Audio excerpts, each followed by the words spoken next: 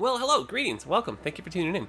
I'm ImperialJedi, and this is the first episode of a 5-part mini-series where we're going to be going over some fun intersections to make, we're going to be talking about traffic, and we're actually going to be doing a little bit of a transition into some modding here. So, I've got kind of a game plan here. Episode 1, what we're going to do is just expand a little bit on our little starting highway piece here. We're going to move on out, and we're going to build ourselves kind of like a triple stack little roundabout thing. And it's really a fun, very fun intersection to start with. I would recommend using unlimited money when you're doing this. It's a little bit challenging if you're playing with a budget. And other than that, just pretty much you can make it right out of the box. No need for mods or anything. So yeah, episode 1, we'll make the triple stack roundabout thing in here. Episode 2, I want to make a diverging diamond interchange, so a DDI. We'll make one of those over there. And then episode 3, I want to change this over, the default one. I want to change that into a partial-cloverleaf intersection. So I feel like those 3 intersections, super fun. I've had a lot of requests lately for some just custom intersection builds. And then what I want to do for episode 4 is, I'm in between episode 3 and 4, I'm going to make a small little city, and I'm going to get a whole bunch of traffic kind of moving through here. And then we're going to take a look at everything just kind of objectively, and we'll see if we can make any improvements, we'll watch traffic, and then for episode 5, what we'll do is turn on some mods, and we'll improve the vanilla intersections, we'll do detailing, and we'll do a whole bunch of just custom stuff with mods. If you've never seen that before, you can see the transition. But the game plan is to start with stuff you can make in vanilla without having the need for any DLC or mods or anything. Alright, well let's just hop in. So I've got everything unlocked for simplicity, and I've got just unlimited money. As far as mods go, they're just the ones that are built into the game itself. Okay, so let's just expand on this just ever so slightly. Luckily, these look like they're nice and lined up. If they weren't, what I probably would have done to start is maybe just gone a little bit further out with this one, and then just started again on these tiles, just to ensure that they're perfectly even, Steven. But I think we're okay. Now, just because we don't have too much room on this side, and this is also just a little bit of fun, I'm going to start curving these ones gently inward. What I'm going for, so that we have a nice look to the city when it's built, is I'm going to try and match the flow of the river here. So just a little bit of that aesthetics already. That way, when we start making some roads that are parallel to this, it has that same general flow. When we zoom out, it'll be pretty fun. And this does give us the option to continue in a straight line eventually over here, and maybe reconnect up over there too. So, lots of options with that. And to ensure that we're staying parallel with this, what I'm going to do is, be on the freeform tool. I'm going to click here to anchor myself. I'm going to go about halfway, I'm going to anchor again, and then I'm just going to click all the way down over here, and I'm going to just line myself up and be 2 units away. So this one's super easy to do. Awesome. Now let's straighten back out. And it's the same general idea. We might maybe risk having these get a little bit too close together. We can see if that's happening if any of the tiles disappeared. So let's say, for example, I'm going to turn this off. Let's say our starting row, we ended up just a little bit... Oop, I can't even do it wrong here. Oh, there, see how I messed that up? So let's say we did this, right? See how we lose the squares? That's how we know something's gone wrong. We can back that up. Put these back on. And what we're going to do is we're going to look and see where the road starts to break. So you can see how the tiles change here. We have our road guidelines on, so when I turn that off, we don't see that blue dashed line anymore. But there it is. So we're going to line up with exactly where that starts to break, and then we're going to curve that. And we can go from node to node. That's another way you can do parallel roads. And then let's change our directions here. And to change directions, we're just clicking on the upgrade tool and just right-clicking. Fantastic. And then if we wanted to, we could upgrade a road by left-clicking, so we change that over. But right-clicking changes the direction of a one-way. Doesn't matter if you're on a one-way street or not. If I'm on the upgrade tool and I right-click, it still changes that. Now, I know some of this might be, you know this stuff already, but I'm still going to drop some of these tips here and there. I'm sure they help somebody. All right, well, let's give ourselves a little bit more room to work with. What I want, though, ultimately, is I would like the inner skinny road like this to eventually become a bridge. I would like a roundabout, and then I either want another bridge or another tunnel. Now, this sounds like a big mouthful, but it's actually not too hard to do. So what I want is a wider approach. So we're going to go back to that first little starting point here. Actually, let's go a little bit further up. I'm going to give myself a spacing, again, of two units here, and we're just going to go down the whole length. Awesome. I'm now going to delete these inner roads just for the moment. They'll make their way back in after. And what I want is another set of one-way streets that are kind of parallel, or same distance as this, sorry. And that is 12 units across. When you draw a road out, that non-dash line that appears comes at, that's 10 units right there. It appears at the 5-unit mark. So you can use that for when you're doing your distances. So there's 10, there's 12. So if I space this out, you can see there's 10, there's 12, right? So let's go out. So there's 10, 11, 12. It doesn't have to be even. In fact, I'm actually going to show you guys something that you can do that's a little bit different. Let's make this one a little bit skinnier. And I have a little bit of a plan with this. I will say this though, the wider you make it, the easier it's going to be for when you're doing your tunnels and your bridges. But I'm going to intentionally make this a little bit skinny so I can show you what to do when you're running into some problems. So let's go 6 units for this one. So a lot closer. And we'll end up with a little bit of an oval about, but that's okay for traffic. So again, we'll just change the directions of the road here to help us just visually. Fantastic.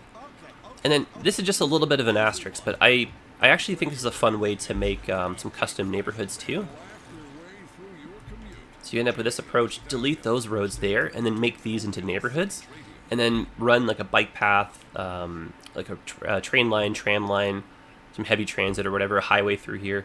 Kind of cool. It's probably best to have this on a flat area, so I might just maybe do a little bit of terraforming here. Probably should have done that before, but I don't think it's all that bad. Just trying to get rid of that little bump. Okay, so what I want now is to create the roundabout itself. So I'm going to go over to our freeform tool. Let's get rid of this. I'm going to anchor myself right over here. I'm going to go down just a few tiles, kind of at a 30-degree angle or so. It doesn't really matter as long as I'm kind of moving in this general direction. I'm going to anchor down here, and now what I'm going to do is just swoosh on over to this. And the game itself knows what I'm after and will complete the roundabout for me, which is really, really handy. And when you're over here, you don't need to anchor again. All you gotta do is just move on over. That's cool, right? So our oval about still works well for traffic. And just principally, if you're looking for a fun, easy way to start your city off, just do this. The only thing is, this will eventually bottleneck. It's not necessarily designed for very high volumes of traffic. You can make a little bit more of a compact version and use that in some of your neighborhoods. But to improve the speed and flow, this is what we're going to do. So first things first, let's draw some lines to help with our symmetry. And I'm going to draw this across. See where the tiles start to break? This is just easy for us to visually look at. So I'm going to draw that over there as well. These aren't permanent roads. They're just there to help us with the lining stuff up. So what I'd like is a 45-degree angled road here. You gotta be careful. So there's two versions of the 45. So there's a little curved one and a straight one. So I want the straight one. 54 is too much. Just go nice and slow. You'll see what I mean. Little movements. Doesn't matter if it's not, you know, exact, but if you're looking for a bit of symmetry here, that 45 is important. So same thing over here, and we're doing the same thing over here. So just 45, double checking, right?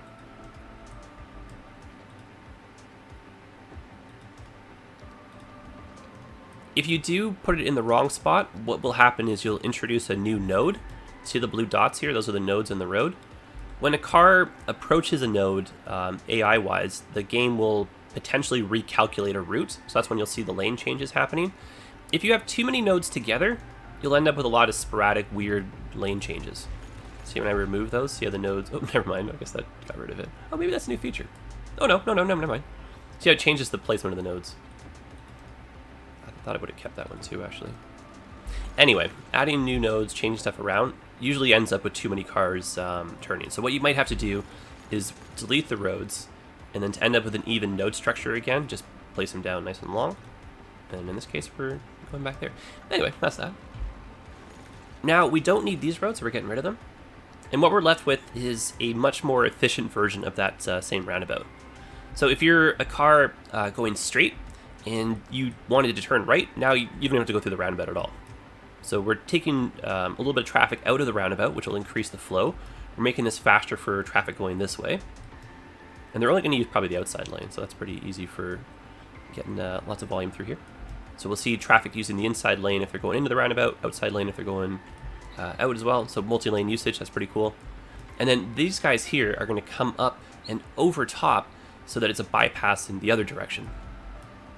This applies, right? You're only going to use the roundabout if you want to go left. You know, if you want to go right, don't even do it. So let's now do the up and over arms. And this very well could be a tunnel if you want to hide the infrastructure. But I think it'll be more fun to do over the ground triple stack. So what I've done first is I've changed the elevation step here. That just determines how much distance is between your page up and page down. So I have that on the lowest one, so there's little clicks. So what I'm going to do is go up to 9 meters, so 1, 2, 3 clicks on my page up. And I'm going to go, you see where I started? That same, remember we drew the row before? That same spot. Just easy for lining stuff up. And we're going to go over to the corresponding spot on the other side. And it's no problem if you can do this wrong. You can just change it again after.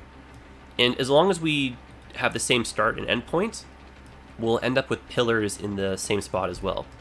So if you're looking for a uniform look in that sense, that's how you achieve it.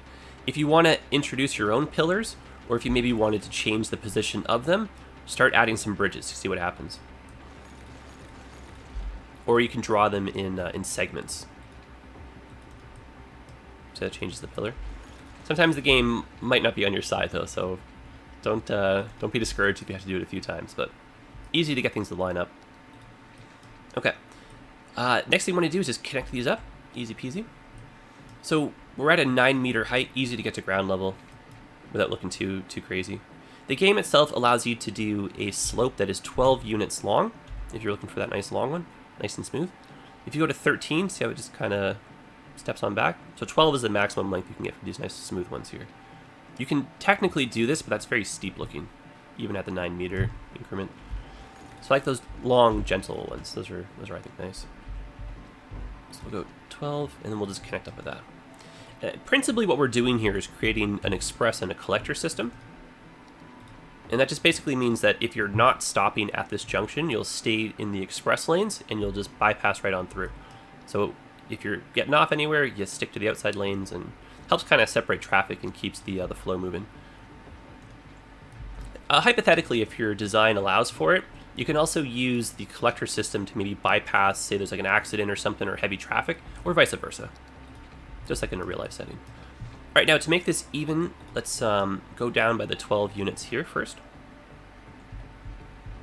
Nothing wrong if you don't want to make it an even roundabout. You can make this, longer on one side. I'll even show you some fun ways to reconnect your roads. And of course we want this, right? And we'll just connect at the point where it allows us to. And then we can always double check that these are even by drawing a row between them. Looks good to me, 90 degrees, you can see that angle right there. And then we'll just change this. But let's say you did not want this to go straight and that one makes such a predominant turn. I'll show you how you can reconnect it a different way over here. Okay, now we can also measure out how far in between for the connection. So that's 960 credits. So we can do that same thing over here.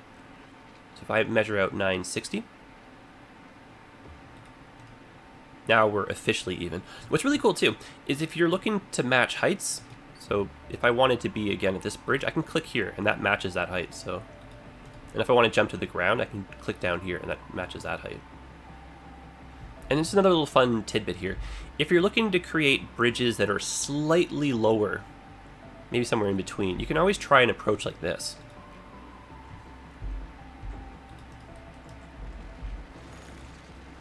And now your bridge height is a little bit lower. So if you're looking for sunken areas, so just, be creative. There's a lot of stuff you can do in vanilla. And again, to get things lined back up, we're going to follow the bridge pillars and just do that again. Cool. All right, so a different fun way to connect this up. That's what I'm promising you guys here. So what I'd like is just some zoning squares on this side. And also, this is why I'm using the one-way streets and not the highway. I do have these unlocked right now, but with these, I get the zoning squares. So it's very easy to help with my symmetrical battle. Whereas when I'm placing highways down, I don't get the zoning tiles. I still have the road guidelines, but not enough. So we'll upgrade to what we need to afterwards. Okay. So just for fun, what we're going to do is have a road that now runs in between. So that would be, if I could get it, would be like, come on. There, see what I'm trying to do? So it runs right in between the two.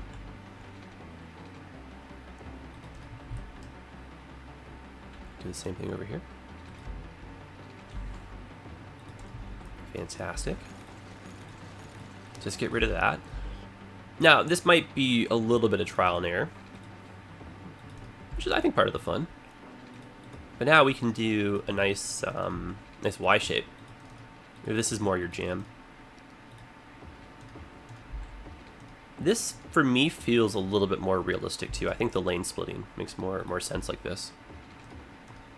And to get multi-lane usage out of your highways, these kind of approaches really solve that problem. So I could theoretically have a 3-laned highway approach right here. And then you can see with the lane arrows themselves, just in vanilla, how traffic will break. So in this scenario, if cars are exiting this high-speed lane on the right, just right here, they're going to be using the outside lane. More than likely, if they're going to continue through the roundabout, they'll stick to either one of the outside lanes here. So most likely we'll see traffic on the inside. And then the two that are going left, because this eventually, I know it sounds crazy, but this eventually turns right and condenses down to 1 lane, I will probably not see multi-lane usage out of the left here. The game is a little bit strange with AI traffic. I'm going to give you guys another example in just a second when this is done. Okay, so let's reconnect some more ways here.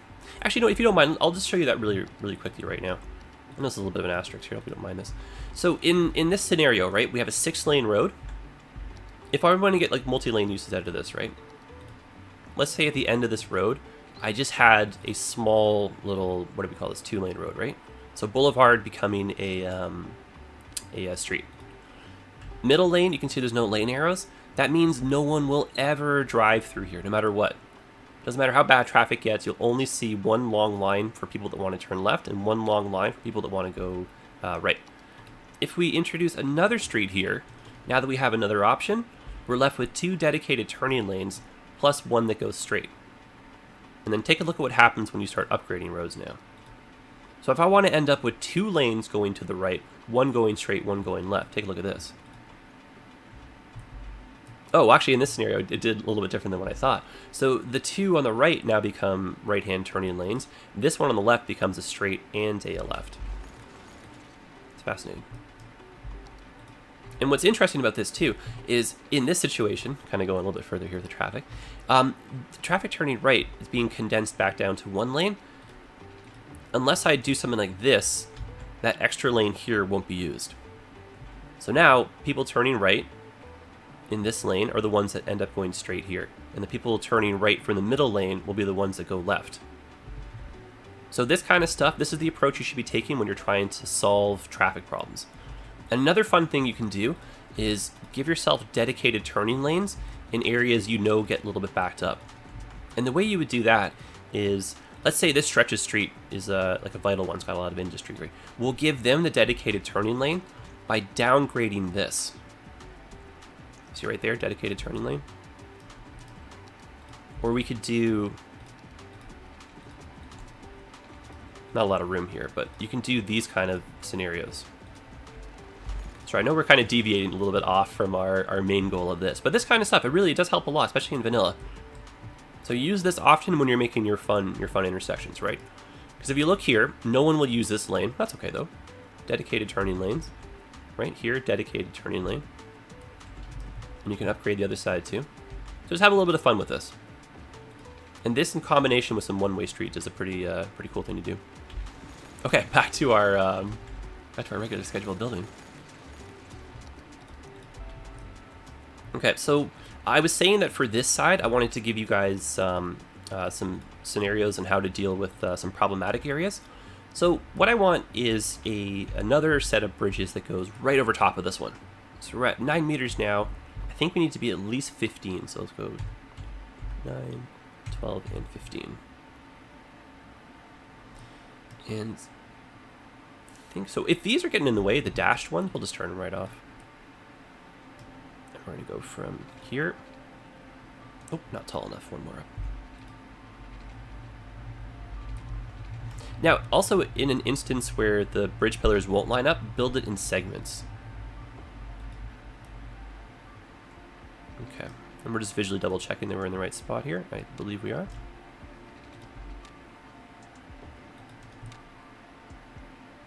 Okay, grand. Now we know that 12 units can be the maximum slope for the smoothness. Because we're a lot taller, we can do 24. And I'll show you guys, there we go. I'll show you that problem I was trying to create myself here. So when you're ground level like this, when the two roads are next to each other, it's extraordinarily rare for them to ever cooperate. Oops, that one didn't go low enough. What I mean by that is, let me just bring this down, you'll see.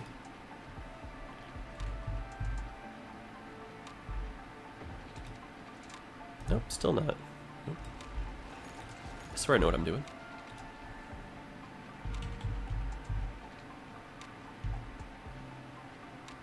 Okay, I'm going to have to delete this. And I'm doing this on purpose, don't worry. Just so you can see, in case you guys run into your own problems like this.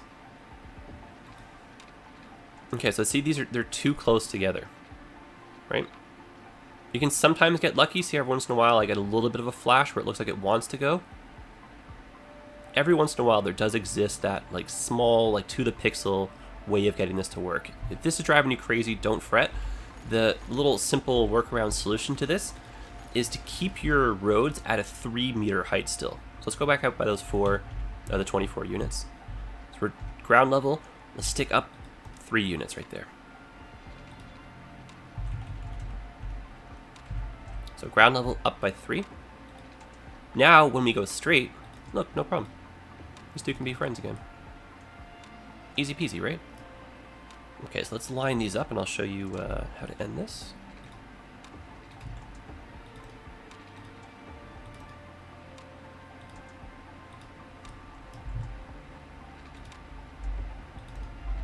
So let's bring this down. We're actually going to shorten this just a little bit here. And we're going to go as far out as we can. And the main thing is to keep this as a bridge. If we become partially on the ground, they might be a little bit too close together, these node points there. And then you'll notice that the slope now looks a little bit disproportionate. So what we'll do is we'll delete all of our ramp. We'll go back over to these guys here. We're going to click and just redo that. And now we're left with a really nice smooth transition. I really like that. That's really cool. And at this point, if you wanted to, we could also do this technique where we ended up with a little Y shape. I feel like this maybe works a little bit better for this scenario here. But again, like, you know, mess around with it. Find out what you end up liking. And well, yeah, we'll just recreate the same thing on the other side. Another thing you can do too is you can end up with kind of like a multi-height kind of thing going on. So why don't we raise this for some different feels.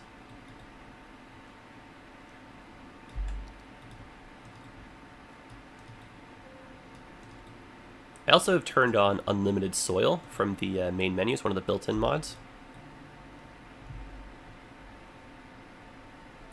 Right, so I mean, this can be a tunnel. These can stay as a bridge. They can end up there. Okay, so we're gonna look at the side profile. We're gonna page up and page down until we get what we feel is a good, even Steven approach. Same idea. Now, this is what I was talking about before. I can just right-click and set that height. Because the terrain is different on both sides, this might not be the best option, but we can just eyeball it and see if that's what we're after. Yeah, actually, I got pretty lucky there. And now what we're going to do is we're going to just go a little bit closer to the... oops. A little bit closer to the ground here. And then where this kind of meets, see how that creates a little bit of visible soil?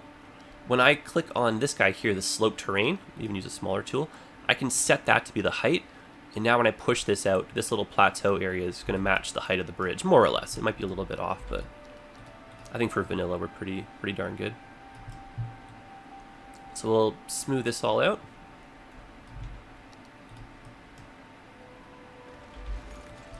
Maybe change that last little bit, and we'll just go to ground level. Bada bing, bada boom.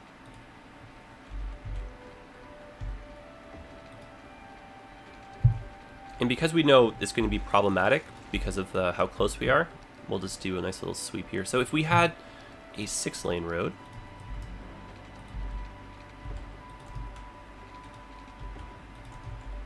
what I would do is come a little bit of an angle, but maybe just go like that. Make sure we're wide enough that we're not interfering with the old pillars. And maybe this can either link up with that, or it can have another set, or be tunnels go under with some slip arms.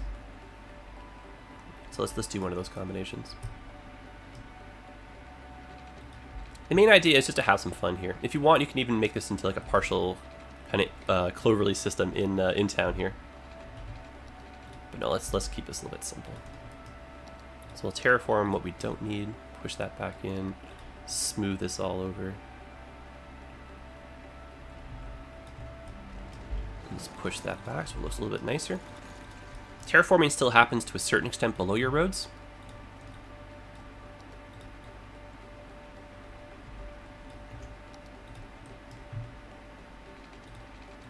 Okay, so let's just meet up down here. Now this might seem oversized, but who cares? It's fun. And I find that, especially in vanilla, for a lot of your infrastructure to function properly, you do actually need to make it a little bit bigger than you might initially be thinking. And we can get, you know, kind of more or less the same here. I'm just maybe speed doing this a little bit. Spacing there was 3, we got too close.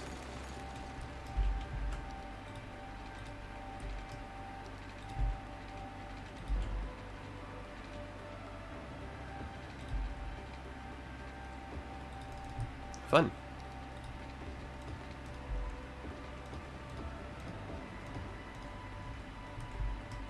And, well, I mean, this guy will fix after, right? Just get the idea. But that's kind of where I'm at, I think, for the first episode. I think that's what we're going for here. So, a little bit of deviation. I think we ended up with something kind of fun in the end, though. So, lots of options. What we could have done is kept a collector and express system going. We'd want some options for these guys to maybe link up and cross over a few times. That'd be kind of fun to do. You can see here we can keep it elevated, bring back down to ground level. These could have been tunnels, combination of both. We have the option of having them super close together. You can see the challenges that provided, though. Well, not provided, but the challenges that, yeah, I guess provided. And then you can see how much easier it is when you're wider. So hopefully this helped, guys. And then in the second episode, we're going to continue down here, and we're going to build a Diverging diamond interchange. So something entirely different. They're really cool. You can do a little Google search if you want for some homework ahead of time. I'm going to fix this just terrain-wise. And yeah, so the goal is, like I said, we're going to build another interchange, clean this one up, build another one over here. We'll redo this, and then we'll yeah, run some traffic through it, see how it goes, talk about some improvements, look at the AI and see if the traffic's behaving and that kind of stuff. Talk about why it's happening, I guess. And then the last episode will be just introducing some mods, some of the more popular ones, and we'll clean up the intersections even more. I'll kind of show you what's possible, and yeah, we'll just do a whole bunch of detailing, and that'll be it. And then I think the long-term goal for this little city we're working on is I'm going to start another mini-series when I progress the city a bit more, and we'll talk about transit and that kind of stuff. All right, guys, well, I'll see you in the next one. Thank you very much for watching. Drop me a comment, and if you have any questions about the game or controls or any of that kind of stuff, I'll definitely do my best to help you out. And I'll show you guys in later episodes how to turn on and off the mods, but it's basically done through the content manager. The game itself has some built-in ones, and you would download that stuff from the Steam Workshop. All right, guys, we'll see you again. Thank you for hanging out, and have a great day. Happy building.